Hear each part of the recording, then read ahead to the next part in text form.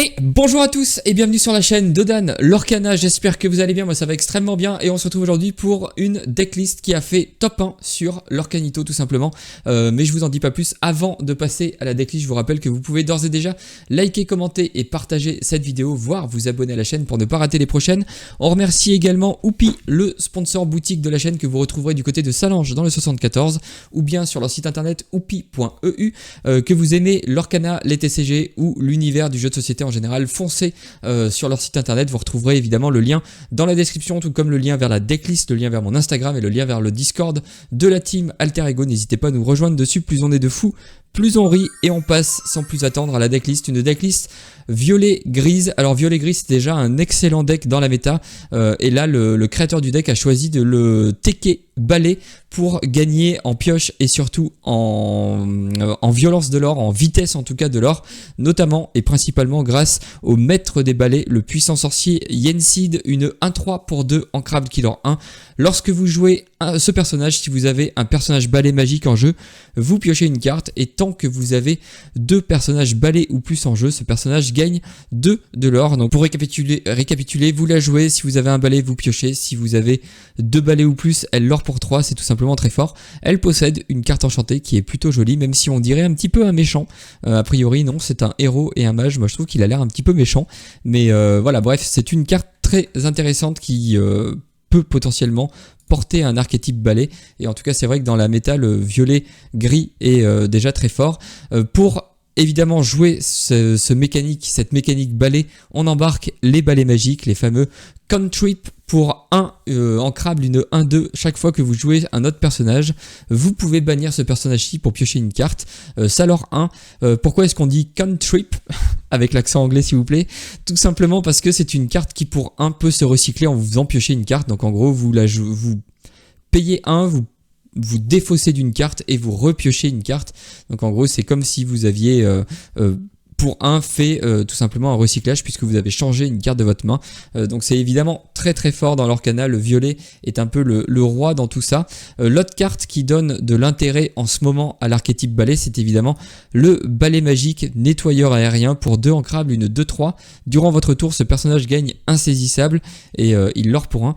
Pourquoi est-ce que c'est intéressant actuellement dans la méta? Et bien tout simplement parce que il y a beaucoup de Diablo et cette carte va naturellement chercher le Diablo puisque pendant votre tour elle est insaisissable. Donc ça peut vous protéger contre les plans de jeu verts un peu discard. Bon, elle a d'autres utilités, elle peut aussi être boostée avec le crabe pour aller chercher les génies adverses, ça devient une 4-3, donc elle va chercher le génie et elle ne meurt pas. Très intéressant évidemment quand vous affrontez d'autres match-up violets, et en plus elle donne beaucoup de l'or à Yensid.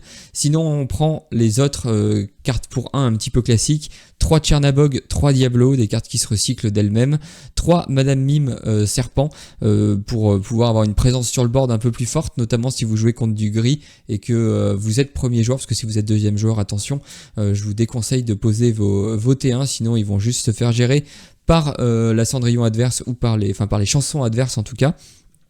Ensuite on embarque évidemment 4 Monsieur Mouche parce qu'on ne veut pas trop traîner non plus, c'est pas un deck qui a vocation à contrôler la game mais plutôt quand même à être aggro, voire très début du midrange. J'ai l'impression qu'il y a pas mal de... Le jeu Lorcana en gros devient plus rapide, en tout cas on s'approche plus des decklists aggro et c'est tant mieux parce que l'ère du contrôle était un petit peu pénible avec le bleu.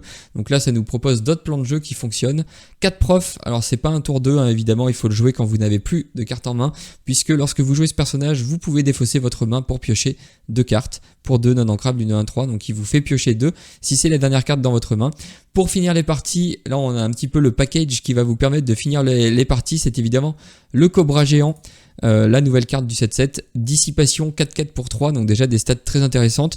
Heureusement elle a dissipation, donc si l'adversaire la cible elle va disparaître, mais lorsque vous jouez ce personnage vous pouvez défausser une carte pour gagner 2 éclats de l'or, et c'est là qu'elle est d'autant plus intéressante. Elle a des stats quand même évidemment très très intéressantes aussi si l'adversaire ne peut pas trop la cibler avec quelque chose. Et surtout elle vous fait gagner 2 points de l'or si vous défaussez une carte quand vous la jouez, chose qui est assez facile avec quand on joue du violet puisque vous allez souvent avoir beaucoup de cartes en main. 2 roses blanches, pareil, ce personnage, quand vous jouez ce personnage vous allez gagner un éclat de l'or. 4 Merlin Chef pour gagner un éclat de l'or lorsqu'il entre en jeu et lorsqu'il quitte le jeu, peu importe la manière. Donc là vous avez votre package un petit peu pour finir les parties, pour lorer un petit peu à distance, c'est assez redoutable.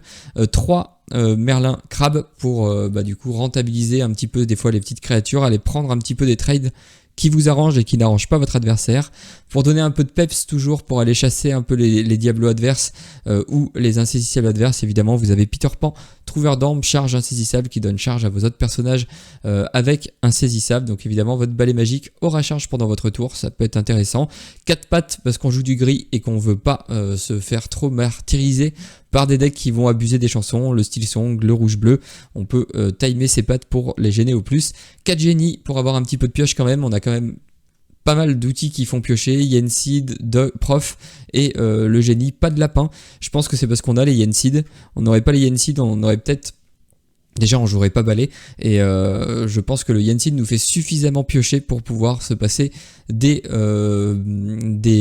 lapins, pardon, puisque le génie, je vous rappelle, est plus intéressant lorsque vous avez une optique un petit peu plus agressive, puisqu'il va vous permettre de piocher et de l'aurer 2 au tour d'après si l'adversaire ne le gère pas. 2 Elsa pour aller chercher un petit peu les génies adverses si vous affrontez beaucoup de violets, pour aller évidemment contrôler le board adverse, puisque vous allez incliner les créatures que vous voulez et vous pouvez ensuite faire un petit peu comme vous voulez. 2 allumer les mèches pour toujours pareil, je pense, pour gérer les créatures un petit peu early. Le deck, la méta s'agroifie, je pense pas que ça se dise, mais devient de plus en plus aggro, de plus en plus agressif. Donc pouvoir gérer un petit peu des créatures pas très chères pendant la partie, c'est intéressant. Et enfin 4 plus ardent que le feu des volcans, la meilleure chanson grise pour gérer efficacement le board. Seulement 12 non ancrables pour une composition délicieuse. J'espère que cette decklist va vous plaire et on passe tout de suite sur Inktable. Et on commence tout de suite contre bleu-rouge par exemple, on va le mettre en deuxième joueur et on va encore une fois customiser l'IA pour qu'elle se comporte du mieux possible avec ce deck. C'est bien mieux qu'avant d'ailleurs, hein.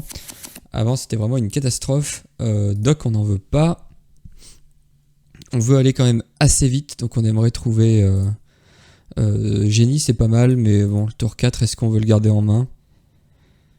Est-ce qu'on a besoin de Raging Fire? Je pense pas qu'on en ait besoin au début, on a besoin de T1, donc je pense qu'on va mulligan assez agressivement. Si on trouve évidemment Yensid, c'est pas mal. Yensid, ça nous permet d'aller très très vite. Donc là on peut faire tour 1, tour 2, tour 3 jouer ça plus autre chose et ça fait un Yensid killer à 3. C'est quand même pas mal. Le Cobra on préfère l'avoir en fin de partie pour pouvoir faire les points de l'or qui nous restent. Donc là on va l'ancrer. Il est arrivé un petit peu trop tôt. Il a commencé donc attention, ça peut aller vite. Là on va ancrer.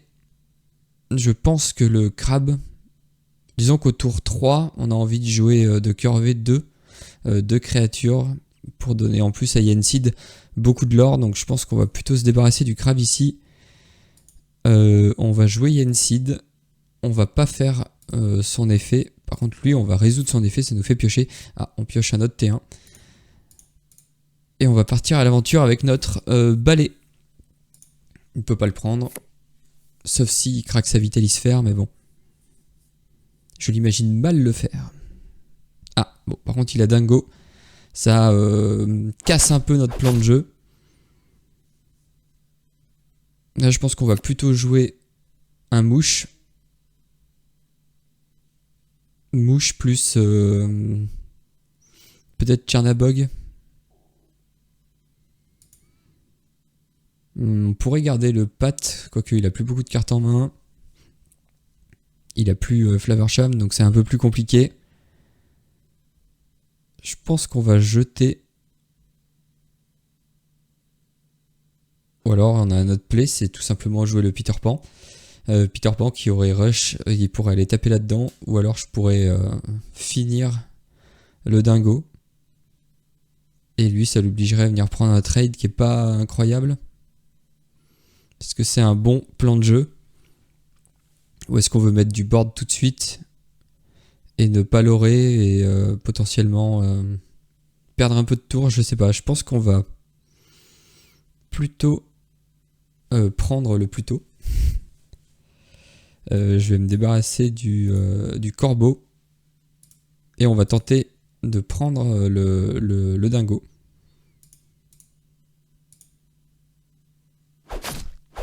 Lui il est insaisissable, donc normalement on n'a pas trop de problèmes. Bien évidemment il pourrait venir taper avec Typo dans le Yen Seed. Prochain tour on a 4, on va pouvoir mettre pas mal de board.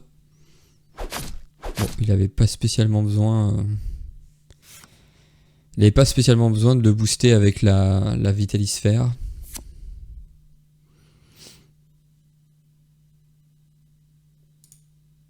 Et il est bientôt à 7. Est-ce qu'on s'en fiche? J'ai envie de garder un balai au cas où je chope un Yen Seed. Je pense que là, on est très loin de la chèvre. Est-ce qu'on a peur d'un soyez prête? C'est possible. Est-ce qu'on peut reconstruire derrière si jamais on pose balai Monsieur Mouche? Je pense qu'on va pas trop tourner autour. Au pire, on a encore quand même de quoi se faire plaisir derrière. On va essayer de l'orer un petit peu et on va passer. Ah, il avait charge du coup le balai. J'aurais pu... Eh oui, parce qu'il a évasif pendant mon tour. J'aurais pu prendre le typo. Donc là, si on peut poser 2 créatures et chanter, on pourra pas. Mais en tout cas, c'est assez intéressant. On pourrait... On va faire comme ça. On va l'empêcher de chanter. Et je pense qu'on va partir à l'aventure avec tout. Là, s'il prend le trade, globalement, ça nous va parce qu'il va blesser sa créature. Et lui aussi, il va partir à l'aventure. On va essayer quand même d'accélérer un petit peu. Sinon, on risque d'être un petit peu court. Ah, le Tamatoa. L'avantage, c'est qu'il n'avait pas joué d'objet. On va essayer, évidemment, de tuer le gros Tamatoa. Il nous faudrait une créature. Mais pas une rose. Il nous aurait fallu un truc moins fort. Pour avoir 5 et pouvoir taper son typo nous embête aussi au final. Il fait pas mal de l'or avec. Est-ce qu'on pioche? Je pense qu'on va piocher. Pour voir si on trouve une créature à 2. On trouve un autre plus ardent. C'est pas fou. C'est pas fou, mais on pourrait quand même poser la rose. Faire un petit point de l'or. Pourquoi pas chanter plus ardent ici et prendre le typo. Et comme ça, au prochain tour, on peut s'occuper du Tamatoa. Je pense que c'est ce qu'on va faire. On va chanter ici. On va venir défier là. Et on va passer, on a quand même notre doc qui va nous faire du bien. On Sage de Azure et 6, ça le fait piocher, c'est un peu pénible. Il prend le trade. Presque envie de dire que ça nous va. Développe ton cerveau, on veut pas qu'il trouve trop de bonnes solutions. Tala, ça y est, il commence à partir un petit peu en pioche.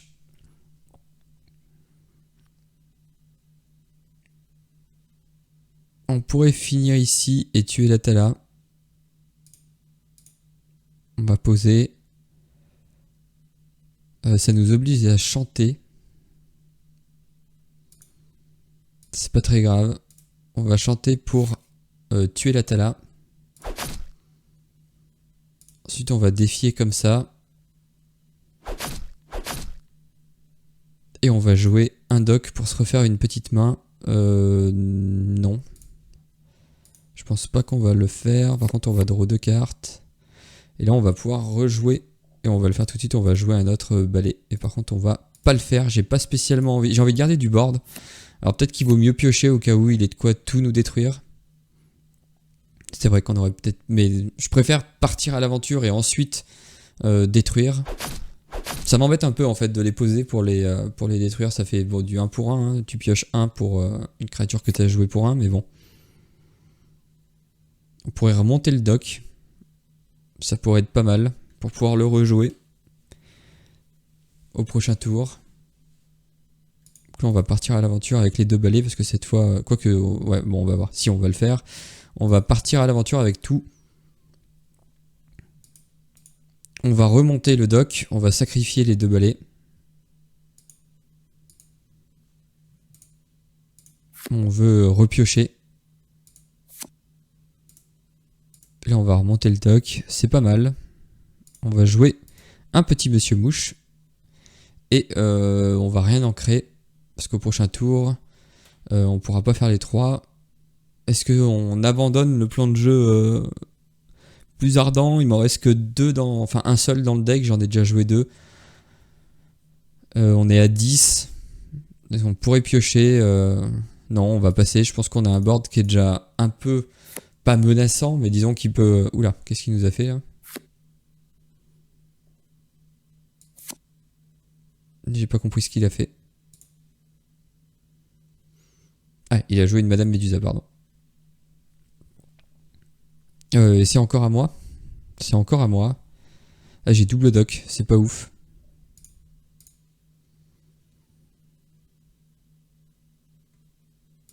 Je pense que je vais l'ancrer. Je vais en jouer un pour piocher 2, tant pis pour l'autre dock. Ça c'est pas si mal. Et là on va pouvoir rejouer. Rejouer un Monsieur Mouche et on va partir à l'aventure. Donc là on voit que le rouge-bleu quand même c'est plus agréable que de jouer contre que quand il avait le Flaversham, ou quand il y avait le Flaversham, ben, globalement il était toujours à 7-8 cartes en main.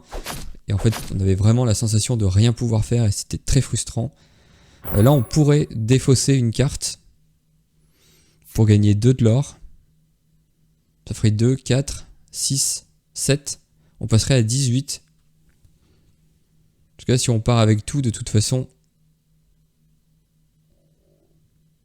On va partir avec tout je pense, donc ça fait 2, 4, on est à 15 et on pourrait passer à 18 en se défaussant de pit. Sachant qu'il peut pas tout gérer, il est obligé de gérer avec sa main derrière, donc je pense que c'est pas trop une mauvaise idée. En tout cas ça met la pression. On passe à 13. Et là on va partir à l'aventure avec tout. On passe à 16 par 17. Sachant que lui, s'il nous le défie, on pioche. S'il nous le défie pas, on passe tranquillement à 19. S'il prend... bon, il va prendre ici pour pas se blesser trop. Mais bon, ça l'oblige à faire pas mal de trucs. Je sais pas pourquoi il craque ses objets pour détruire des profs. Ah, là par contre c'est un peu pénible, il va pas falloir trop traîner. Mais nous on va aller tout droit, on va passer à 19. Si on a une chèvre on a gagné. Si on a une rose on a gagné. Il y a pas mal de drops quand même qui nous font gagner. Bah, ça par exemple c'est pas mal pour repiocher. Dommage, il nous manque un. Bon, on va juste partir à l'aventure avec tout en fait. On passe à 18, 19. On a l'Yenseed pour piocher au prochain tour. Si jamais il détruit pas tout. Avec un soyez prête, mais je pense pas qu'il puisse. Bah là oui, il va prendre le trade.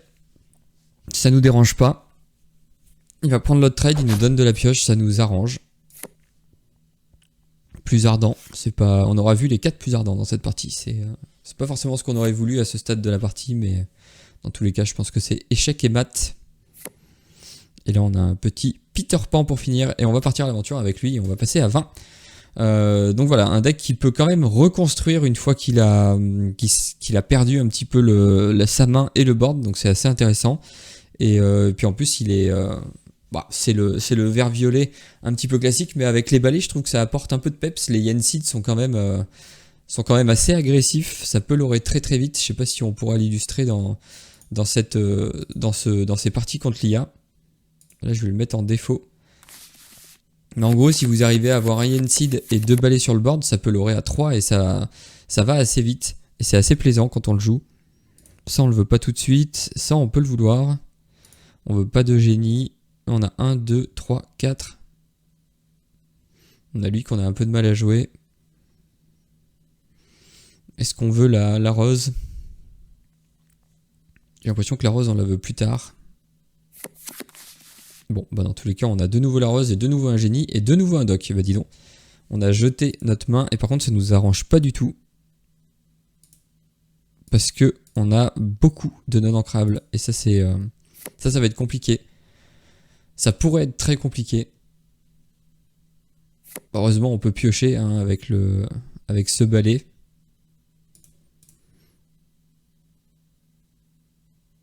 On va le faire, mais c'est très chiant.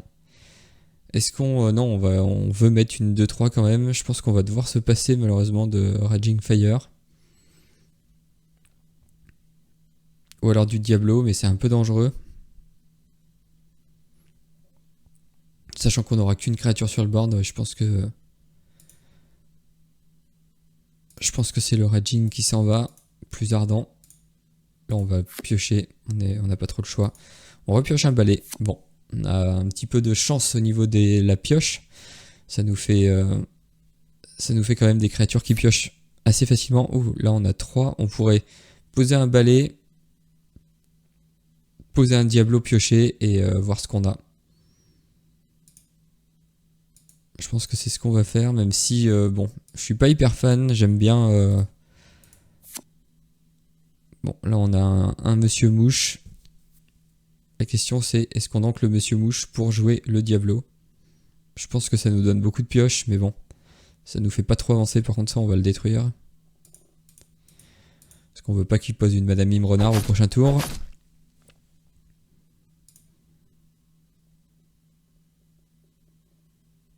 Je pense qu'on pourrait garder Monsieur Mouche quand même.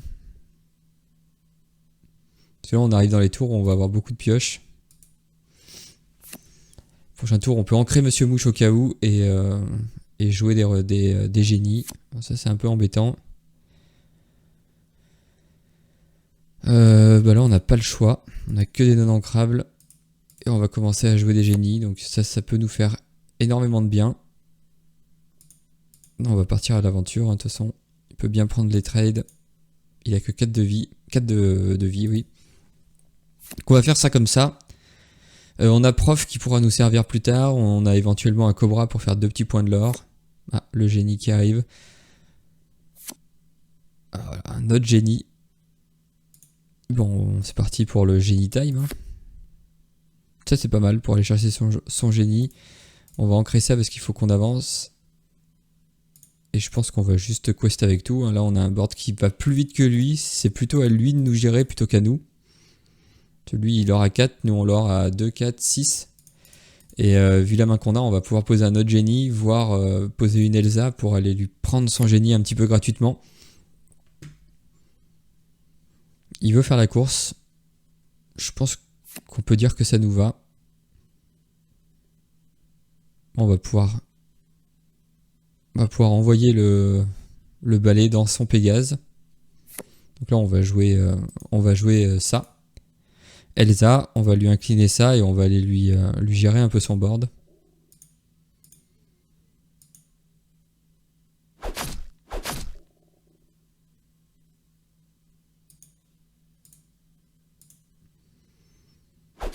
On va aller lui prendre son génie et nous on va partir à l'aventure avec un de nos génies.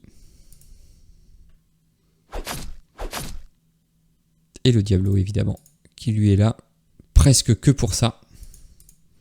Et on passe à 10. 10 de l'or et on va passer. Donc c'est assez plaisant à jouer. Bon là il arrive bien évidemment dans les tours là où il a 6 sous.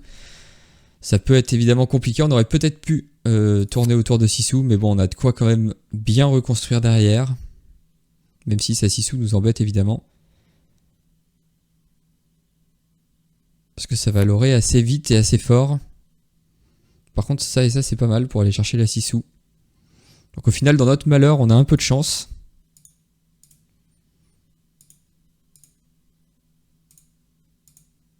Puisque lui va pouvoir être très réactif sur la 6 sous adverse. Il a pris que 3 de l'or avec. Donc là, on est pas mal. Il pourrait avoir un soyez prête, mais on s'en... Bon, là, s'il le fait maintenant, on s'en fiche un peu. Bon, il le fait maintenant. On a vraiment de quoi repartir avec notre main. Donc là, on va commencer par un génie. Et je pense qu'on va ancrer le pat. Et on va passer. Donc là, la chèvre va nous faire beaucoup de bien. Bon, double doc, c'est pas incroyable. Ah, un autre, soyez prête. On aurait pu jouer le pat, du coup, plutôt. a un serpent. Là c'est pas mal.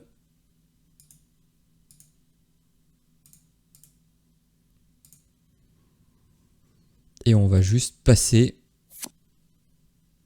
Il va pouvoir piocher s'il joue une créature. Il joue une Sissou, alors ça c'est un peu chiant.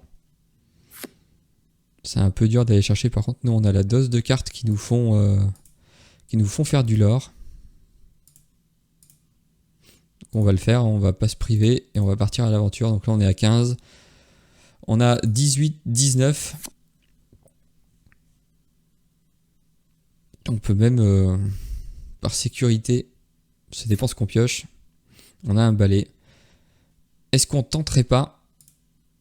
Parce que là on a 15, 16, 17, 18. On a 18. Si on arrive à remonter la chèvre et à la rejouer, on peut potentiellement gagner. Sinon on ira juste s'empaler dans sa Sissou. Donc là on va jouer un prof. On a un Yensid qui ne fait rien. Et bon, on va juste poser du board. Et on va aller sécuriser un petit peu la victoire.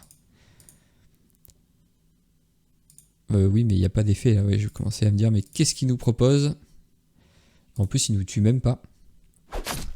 On n'a plus de cartes en main. Et on va tranquillement lui proposer un létal. Il peut gérer qu'avec une Sissou. Et même avec une Sissou, il ne gérerait pas 3 de nos créatures. Donc en fait, il est dans une situation où il a perdu. Vaiana qui arrive un peu tard. Et c'est tout simplement gagné. Je sais pas pourquoi je quest avec le prof plutôt qu'avec autre chose. Et on passe à 20. Et on va faire, je pense, une dernière partie contre le vert violet discard. Faudrait que je mette un Steel Song maintenant qui revient très fort dans la méta. Et on va le mettre en défaut parce que ça a l'air d'être assez aggro, mais pas non plus que aggro. Il y a une partie un peu gestion. Je suis pas sûr que si je mets l'IA en aggro, je suis pas sûr qu'elle gère très très bien. Donc là on a un T1. J'aurais pas réussi à faire un Yensid qui l'aura 3. Contre le vert violet, est-ce que plus ardent c'est utile? Les chansons peuvent l'être un petit peu, ça on n'en veut pas, ça on n'en veut pas, on n'en veut qu'un à la rigueur. On pourrait garder ces 4 cartes.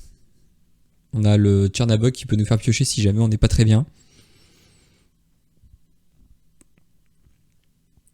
Le pit c'est surtout pour l'empêcher de chanter s'il trouve son prince Jean. C'est pas incroyable comme main. Après le plus ardent, ça peut être fort utile s'il altère son Diablo. Même si on pourra pas le jouer tout de suite. Il l'altère pas, donc ça c'est très bien. Est-ce qu'on le détruit pour plus de sécurité? Déjà on va en créer quelque chose. Je pense qu'on va en créer le Cobra, pour l'instant on veut pas le jouer. Je pense qu'on veut le taper ça. Quoique. Le problème c'est que les deux meurent. Est-ce que nous on a de quoi continuer la game derrière? Oui, on a quand même le génie après, mais bon. Génie ça fait pas tout. Ou est-ce qu'on le recycle? Mais dans ce cas on pourra pas gérer son Diablo s'il en a un.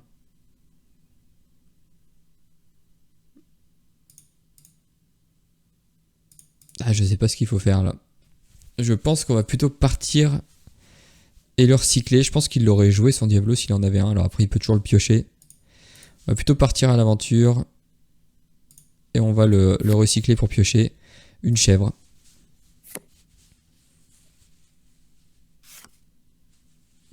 Ursula. Il nous embête un petit peu, mais bon, c'est pas très grave ce qu'il nous propose. On peut en créer un pat. Parce que là, il a pas trop de chansons.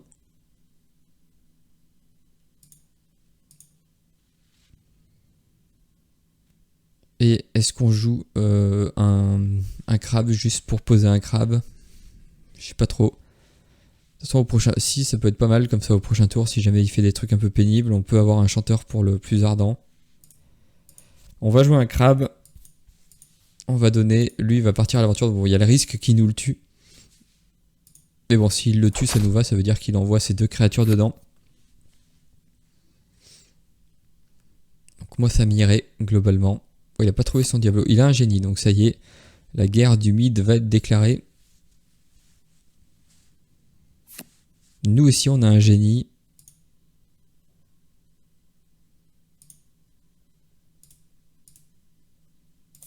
On pioche.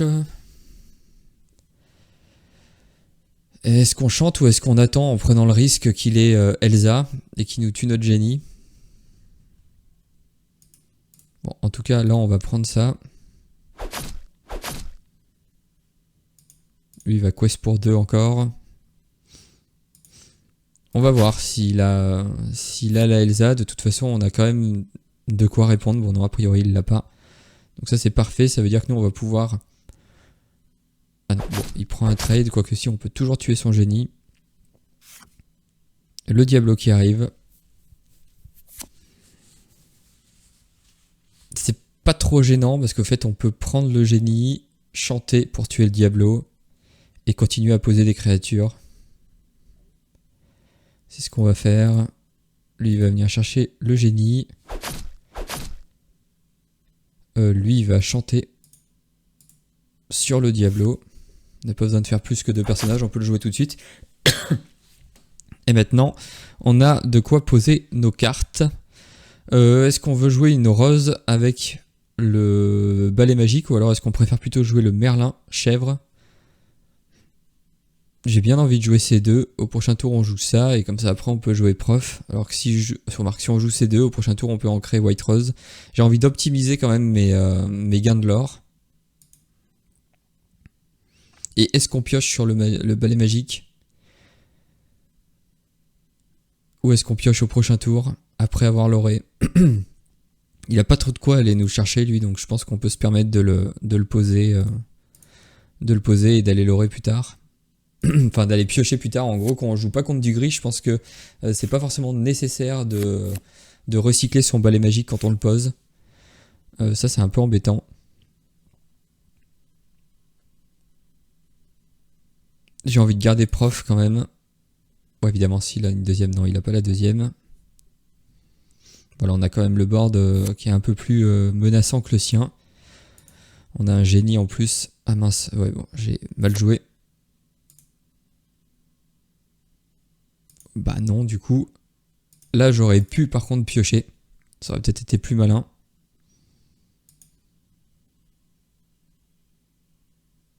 Donc elle va venir défier sa Ursula. Et bon, je pense que la partie est globalement plutôt favorable pour nous. Il a plus de créatures, on peut encore garder le balai au final. On a quand même un board là qui va commencer à l'orer très très fort. Il est obligé de jouer ses chansons pour 0. C'est pas terrible. En plus, on a de quoi aller chercher si jamais il altère un Diablo.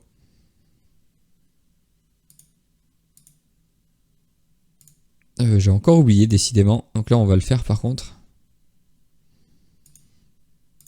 On va partir à l'aventure, on va piocher avec le Diablo. Là, on va piocher. Si jamais ça nous donne une carte, dommage. Ça aurait pu nous donner une petite carte ancrable, on aurait pu la jouer. L'ancrer et jouer le prof tout de suite. Mais bon, au final, je pense qu'on est... on passe à 15, on passe à 17.